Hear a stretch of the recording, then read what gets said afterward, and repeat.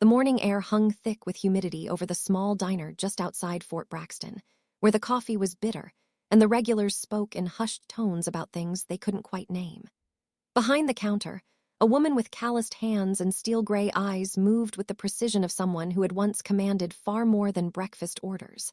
Her name tag read Kay, but that wasn't the name that had once echoed through radio chatter over hostile airspace. The diner's bell chimed as three men in expensive suits entered, their polished shoes clicking against worn linoleum. The leader, tall, silver-haired with the bearing of old money, surveyed the humble establishment with barely concealed disdain. His companions whispered among themselves, pointing at outdated Dacre and chuckling at the simplicity of it all. Kay continued wiping down the counter, her movements steady, unremarkable.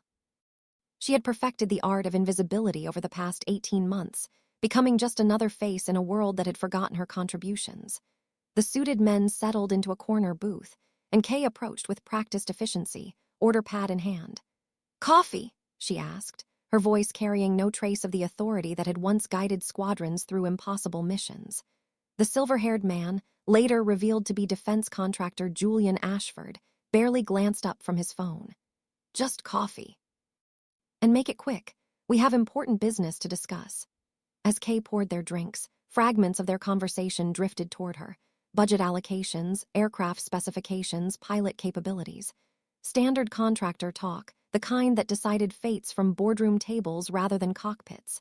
Then Ashford's voice rose slightly, dismissive and sharp. "These military types, especially the women, they get one lucky break and think they're heroes. Marketing departments love the diversity angle, but when it comes to real combat effectiveness..." Kay's hand tightened imperceptibly around the coffee pot's handle. She had heard variations of this conversation countless times, in different contexts, different voices. The assumption that her gender somehow diminished her capabilities, that her achievements were merely tokens of political correctness rather than earned through blood, sweat, and skill that most would never comprehend. The diner's fluorescent lights hummed overhead as Kay finished serving the table, her expression betraying nothing of the storm building behind those steel-gray eyes. Ashford continued his monologue, gesturing expansively with manicured hands that had never gripped a flight stick in combat.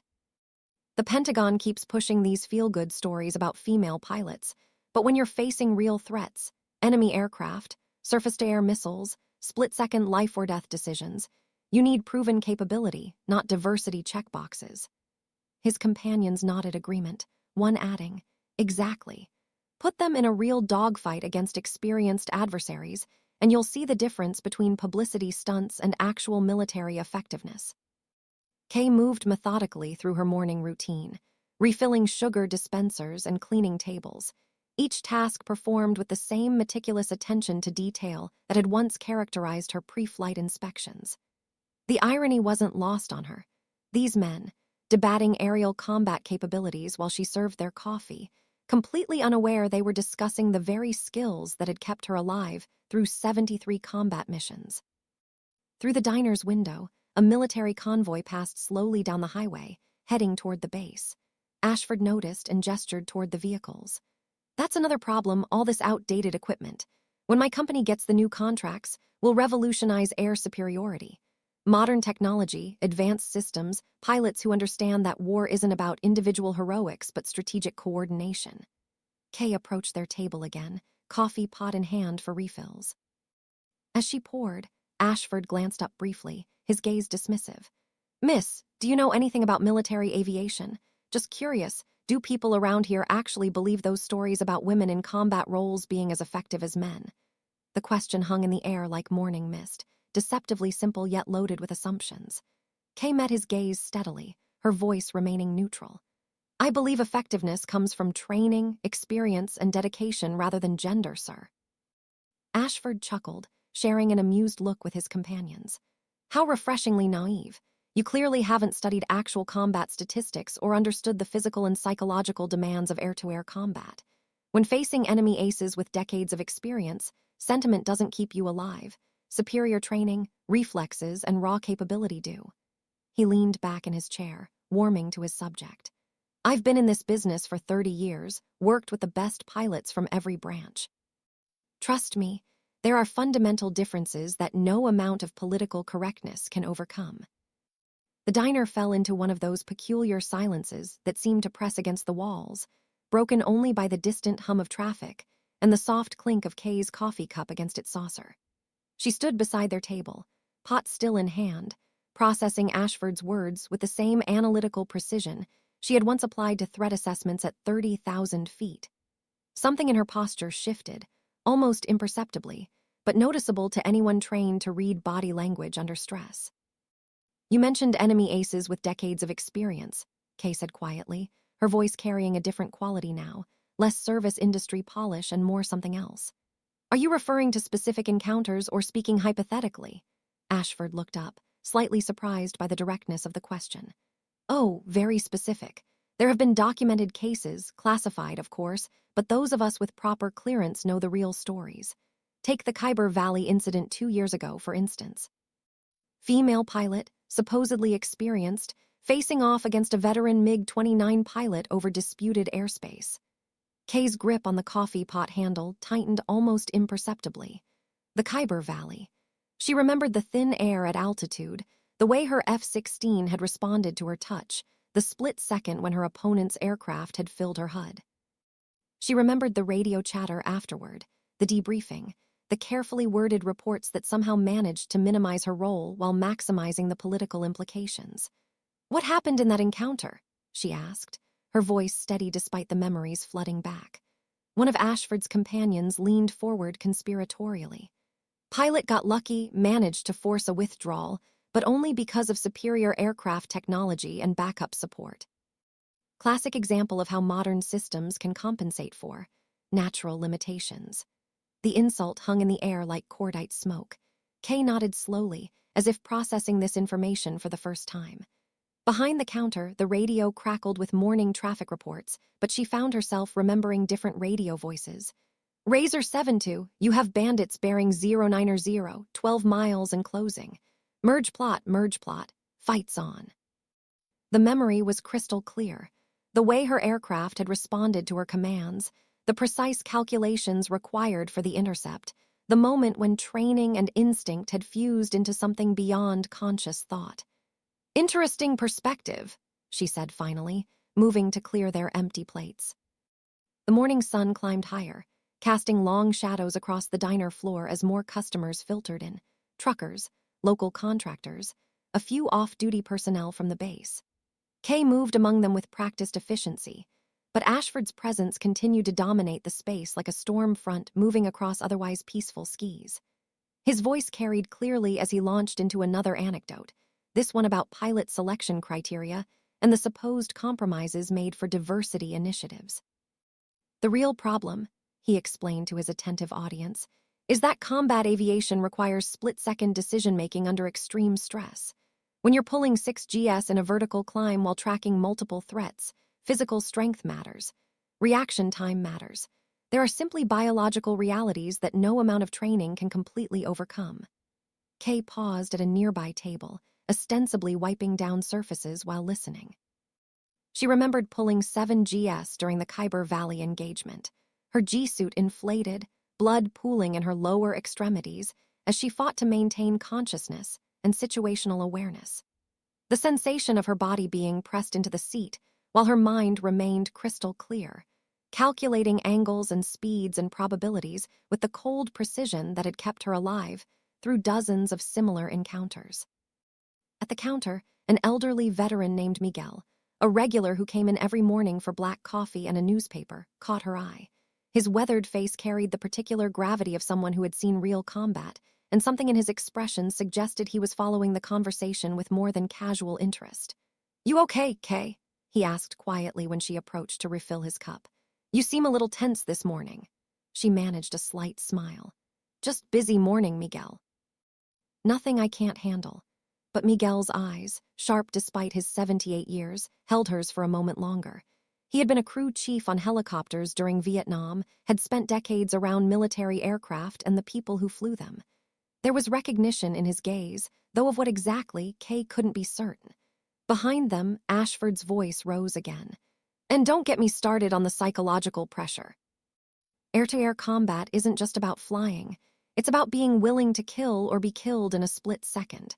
Most people, particularly women, simply don't have that killer instinct developed through evolutionary necessity. The words hit Kay like turbulence at altitude, unexpected, jarring, but manageable if you knew how to adjust. The diner's atmosphere grew heavier as Ashford's monologue continued, his voice carrying the confidence of someone accustomed to having his opinions treated as unassailable fact. Kay found herself moving more deliberately now, her service industry mask beginning to slip as memories pressed against her consciousness, like G-forces against her body. She remembered the moment in the Khyber Valley when her opponent had achieved tone, that deadly electronic sound indicating missile lock. The choice between life and death had compressed into microseconds, and she had chosen to live, to fight, to win.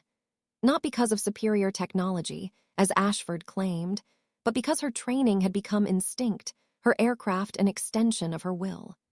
The psychological profile required for air-to-air kills is very specific, Ashford continued, apparently oblivious to the tension building around him.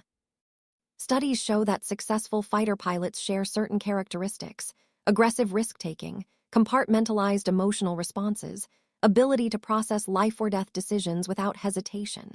These traits are simply more prevalent in males due to evolutionary development. Miguel stirred sugar into his coffee, his movements deliberate. "That's interesting," he said, his voice carrying across the diner. "What kind of studies are you referring to?" Ashford turned toward the older man, clearly pleased to have found another audience member. "Comprehensive military psychology research, classified materials from pilot selection programs. I've had access to the raw data through my company's contracts. The numbers don't lie. When it comes to confirmed air-to-air kills, particularly against experienced adversaries, the effectiveness disparity is statistically significant."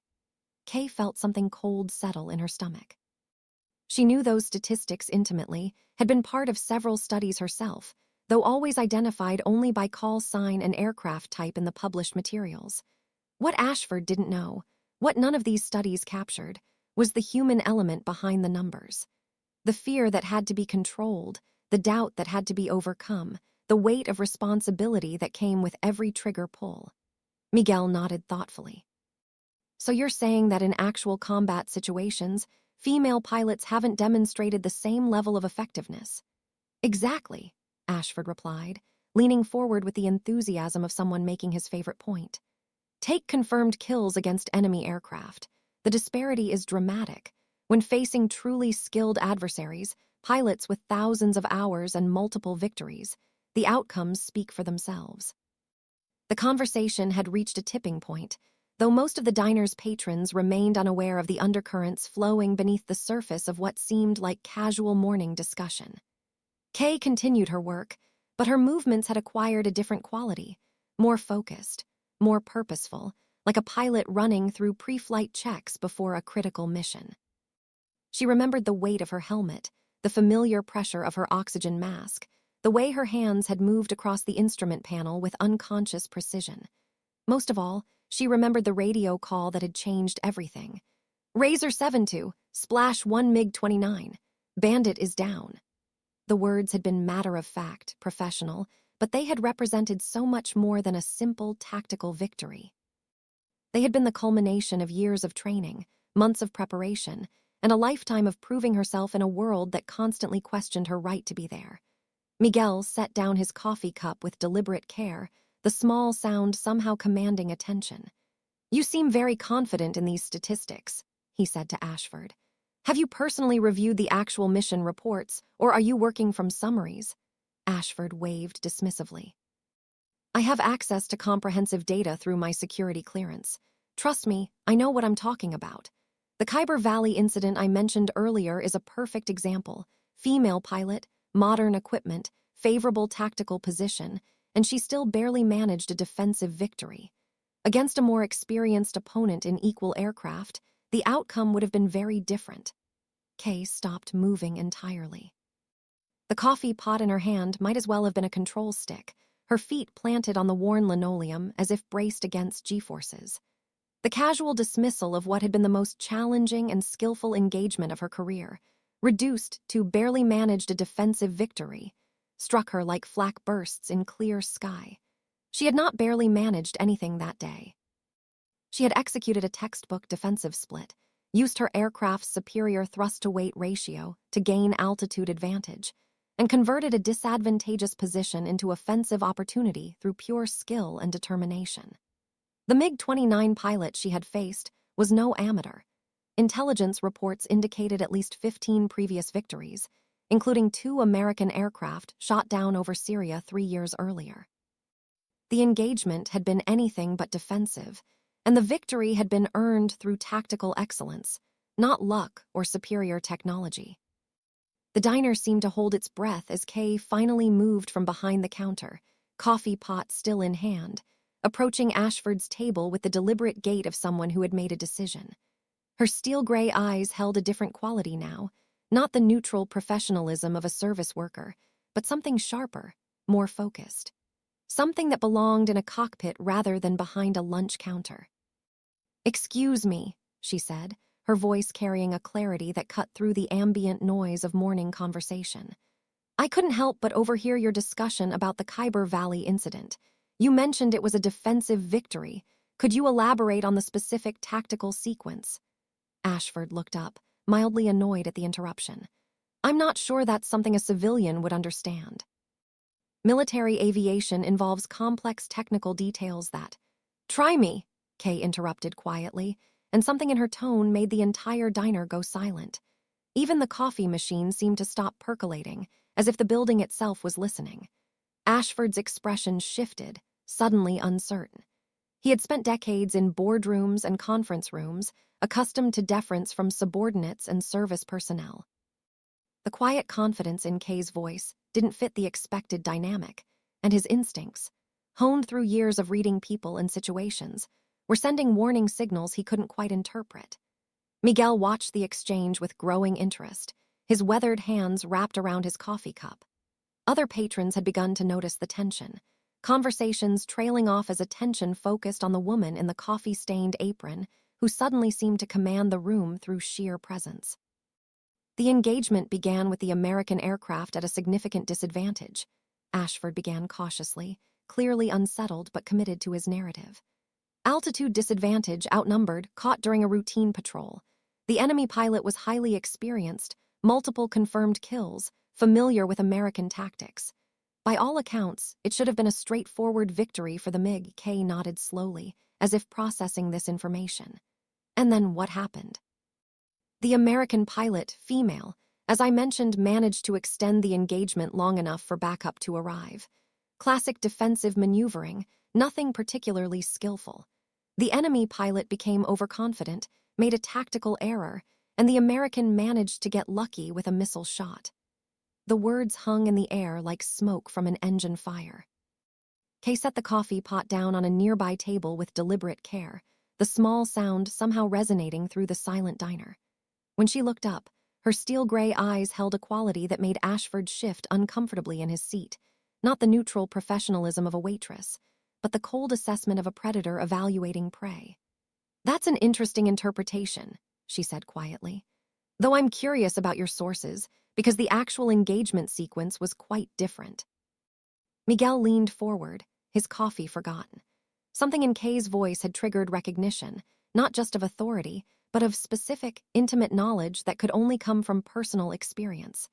Other patrons had begun to notice the shift in atmosphere, conversations dying as attention focused on the woman who suddenly seemed to fill more space than her physical presence should have allowed. Ashford's uncertainty deepened. "I'm not sure what you mean." "My information comes directly from classified briefings. The engagement began at Angels 22, Kay interrupted, her voice carrying the precise cadence of a professional briefing. American aircraft, F-16C Block 50, was conducting routine patrol when intercepted by single MiG-29 Fulcrum at bearing 090, range 12 nautical miles. Enemy aircraft had altitude and speed advantage, initiated engagement with R-73 missile launch. The technical details landed like precision ordnance, each one exactly correct, delivered with the matter-of-fact tone of someone who had lived through every second of the encounter. Ashford's face had gone pale, his companions exchanging worried glances as they began to understand that their morning coffee discussion had taken an unexpected and dangerous turn. "How could you possibly know?" Ashford began, but Kay continued as if he hadn't spoken.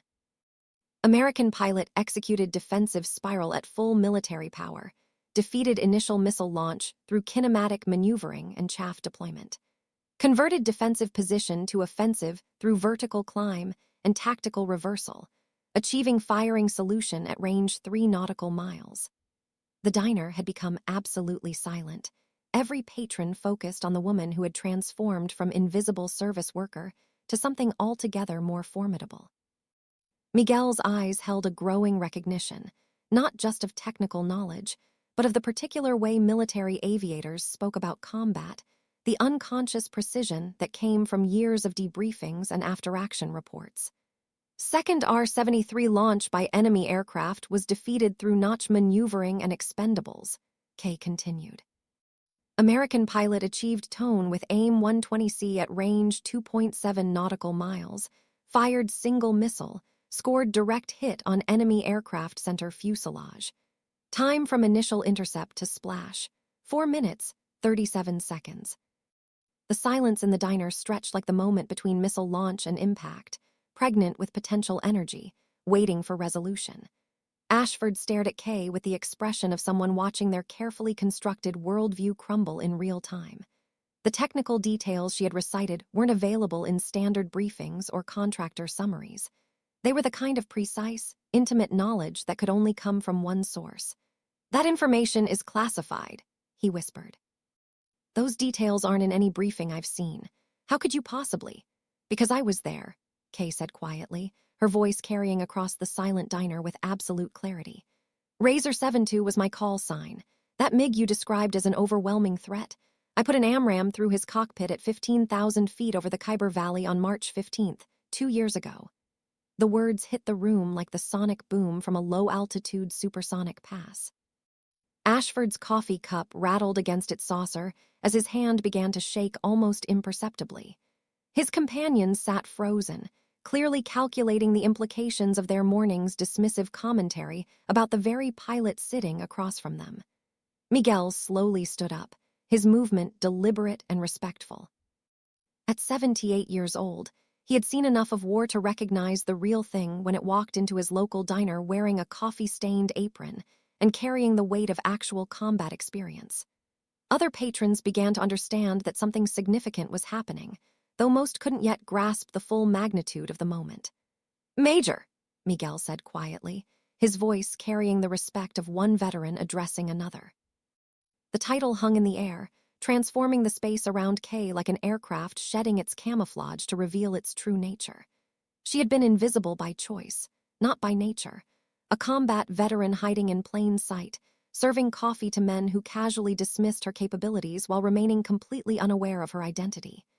"Major Kayla Razor Morrison," she said, finally claiming her real name and rank. 73 combat missions, 6 confirmed air-to-air kills, including the MiG-29 Mr. Ashford just described as a lucky defensive victory. The transformation was complete now. The invisible waitress had vanished, replaced by a warrior who had proven herself in the most demanding arena imaginable. Ashford looked as if he might be sick, the full weight of his morning's commentary crashing down on him like debris from a shot-down aircraft. The diner remained suspended in that peculiar silence that follows revelation, as if the building itself was adjusting to accommodate the presence of someone whose true nature had finally been revealed. Major Morrison, no longer just Kay the waitress, stood with the unconscious bearing of someone accustomed to command, her steel-gray eyes fixed on Ashford with the steady gaze of a pilot tracking a target through her HUD. Miguel moved slowly around the counter, his weathered face carrying a mixture of respect and something approaching awe. 6 confirmed kills, he said quietly, as if testing the words. "That puts you in pretty exclusive company, Major."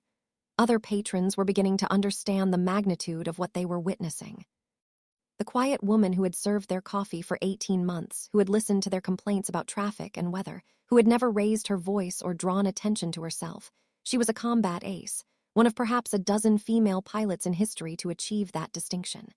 Ashford finally found his voice, though it came out as little more than a whisper. You're actually her, the pilot from Khyber Valley. But what are you doing? Why are you working? Here, Morrison finished. Because sometimes the war ends, Mr. Ashford, but the warriors don't always find their place in peacetime. Because transition from military to civilian life isn't always as smooth as the recruitment posters suggest. Because sometimes a combat veteran needs to find quiet spaces to process what they've experienced before they're ready to claim their place in the world again. The words carried weight beyond their literal meaning, the acknowledgement of struggles that most civilians never considered, the reality that heroes don't always receive heroic receptions when they return from serving their country. That sometimes the strongest among us need time to heal, to adjust, to find their footing in a world that simultaneously celebrates and misunderstands their sacrifices. One of Ashford's companions, younger, less experienced, clearly out of his depth, attempted to speak. We had no idea. I mean, if we had known. You would have what? Morrison interrupted, her voice still quiet but carrying steel underneath. Treated me with respect, acknowledged my capabilities, or would you have simply been more careful about your assumptions when the person you were dismissing wasn't within earshot? The question hung in the air like a challenge, forcing everyone in the diner to confront their own preconceptions and biases.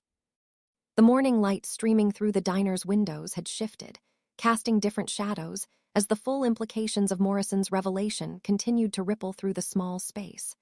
Ashford struggled to process the complete inversion of his morning's narrative. The decorated combat veteran he had been dismissively analyzing was not only present, but had been serving him coffee while he casually minimized her achievements. Major Morrison, he began, his voice unsteady. I owe you an apology. My comments were inappropriate, uninformed. If I had known. But you didn't know, Morrison interrupted, her voice carrying the patience of someone who had had this conversation in various forms throughout her career.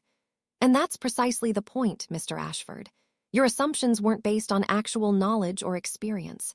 They were based on preconceptions about what capability looks like, about who gets to be considered a warrior. She moved around the counter, no longer the invisible service worker, but fully claiming her space as someone who had earned the right to speak with authority on subjects most people could only imagine. The pilot you described as getting lucky, that was a pilot who had logged over 3,000 hours in tactical aircraft, who had completed advanced training in air-to-air combat, who had studied enemy tactics and capabilities extensively before ever entering that airspace. Miguel nodded slowly, his veteran's understanding allowing him to appreciate the full scope of what Morrison was describing. Combat aviation wasn't just about reflexes or aggression. It was about preparation, study, tactical thinking, and the ability to make life-or-death decisions while managing enormous physical and psychological stress. The engagement lasted 4 minutes and 37 seconds, Morrison continued, her voice taking on the measured tone of a professional briefing. During that time, I had to process multiple threats, manage my aircraft's energy state, defeat 2 separate missile launches, maintain situational awareness in 3 dimensions, and achieve a firing solution against an opponent who had every tactical advantage except one. I was better prepared, better trained, and more determined to survive. Ashford's second companion finally spoke, his voice barely above a whisper. What was your training like? How do you prepare for something like that? It was the first question asked with genuine respect rather than dismissive curiosity, and Morrison's expression softened slightly in recognition of the shift. Training begins long before you ever see actual combat, Morrison replied, settling into the explanation with the natural authority of someone who had not only lived through the experience, but had helped train others who would follow. Flight school, advanced tactical training, aggressor squadrons that simulate enemy capabilities, countless hours in simulators running scenarios until your responses become automatic. She poured fresh coffee for Miguel, the simple domestic action somehow emphasizing the surreal nature of the moment. A combat ace serving coffee while discussing air-to-air tactics in a roadside diner. But the real preparation happens in your mind. You study enemy aircraft capabilities, learn their strengths and limitations, understand their pilots' typical tactics. You visualize engagements, practice decision trees, prepare for every possible scenario until there's no situation you haven't mentally rehearsed. Ashford leaned forward, his earlier dismissiveness replaced by something approaching fascination. The contractor who had been so confident in his statistics was now face to face with the human reality behind those numbers, and it was clearly reshaping his understanding of what military effectiveness actually meant. The MiG-29 pilot I faced that day, Morrison continued, was no amateur. Intelligence indicated he had been flying combat missions for over 15 years, had trained with Russian instructors, had shot down multiple aircraft including 2 American fighters. On paper, he should have had every advantage, more experience, superior position, aircraft with comparable capabilities. She paused, remembering the weight of that knowledge during her pre-flight briefing, the understanding that she would be facing an opponent who had proven his lethality against pilots just like her. But experience cuts both ways. His previous victories had been against less prepared opponents, aircraft that were surprised or outmaneuvered. He had developed patterns, tactical preferences that became predictable to someone who had studied his previous engagements. Miguel nodded appreciatively. "You did your homework." "More than homework," Morrison replied. "I knew his aircraft's specifications better than most pilots know their own. I understood his missile capabilities, his radar limitations, his preferred engagement tactics. When we merged, I wasn't just fighting his aircraft, I was fighting his entire tactical philosophy, and I had prepared counters for every move he was likely to make." The diner had become a classroom, with Morrison as the instructor teaching a lesson in what actual combat preparation looked like. The transformation of the diner's atmosphere was complete now. What had begun as casual morning conversation had evolved into something approaching a military briefing, with Morrison unconsciously adopting the teaching tone she had used with junior pilots throughout her career. Ashford and his companions found themselves in the unexpected role of students, learning lessons about combat aviation from someone who had written some of those lessons with her own blood and determination.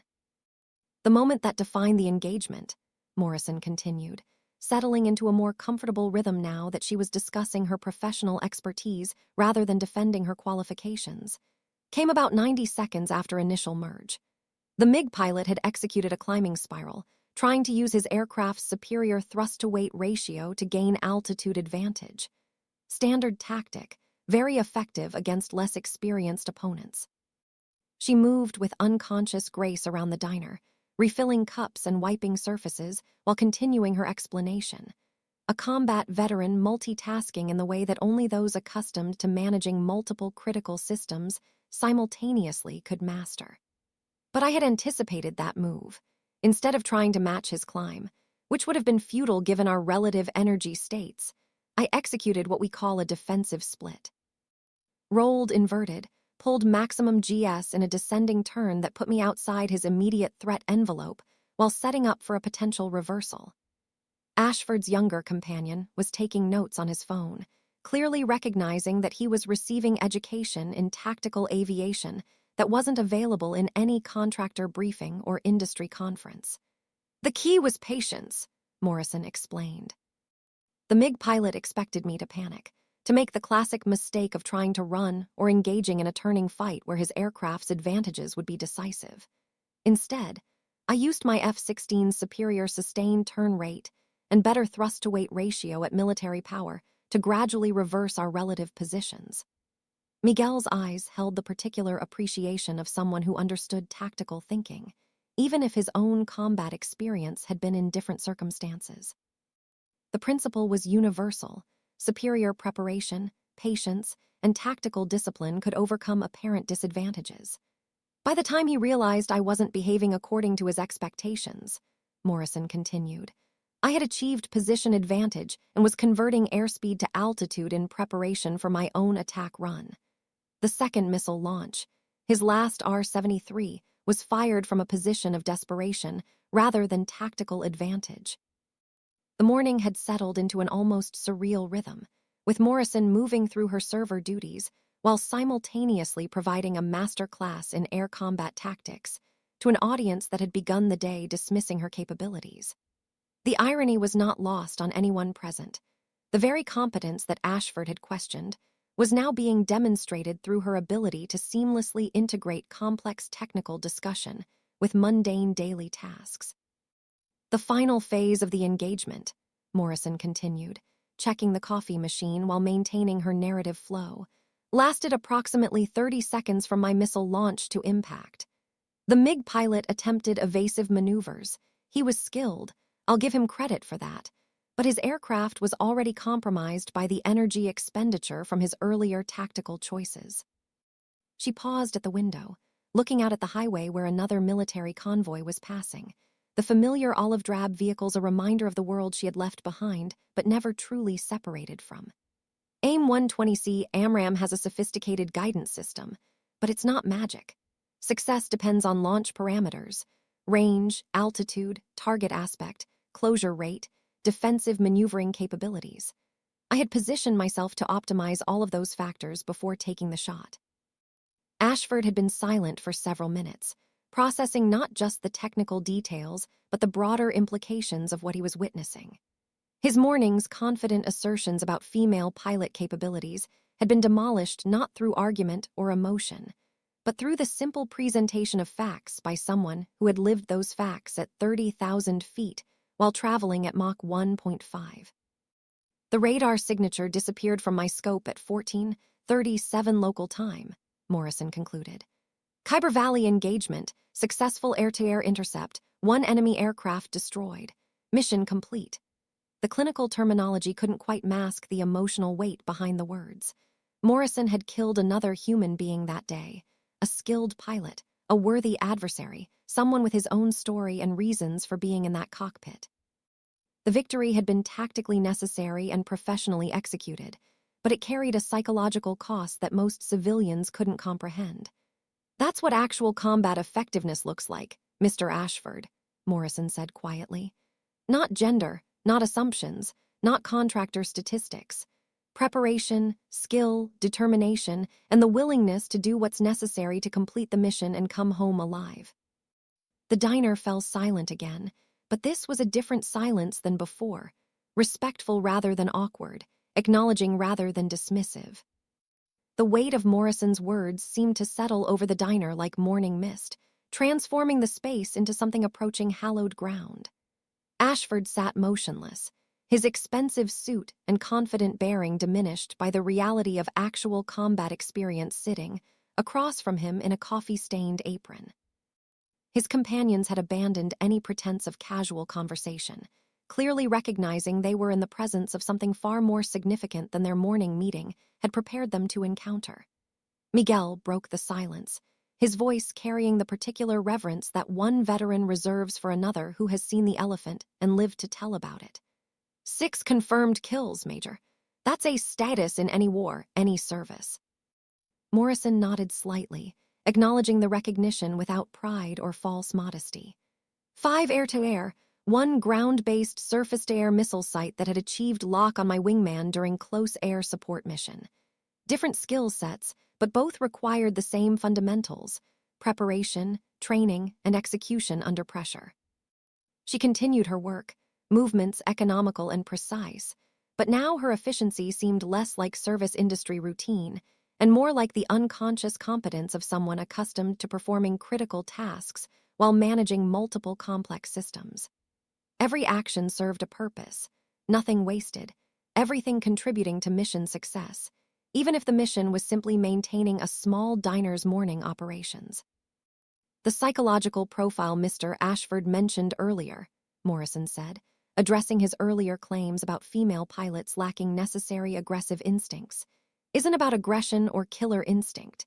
It's about compartmentalization, the ability to separate the emotional reality of taking a life from the tactical necessity of completing your mission. Ashford found his voice, though it came out rougher than his usual polished contractor tone. I had no idea. My comments this morning, they were completely inappropriate, uninformed. I apologize. Apology accepted, Morrison replied simply. But understand that your assumptions weren't unique, Mr. Ashford. They're systemic, institutional.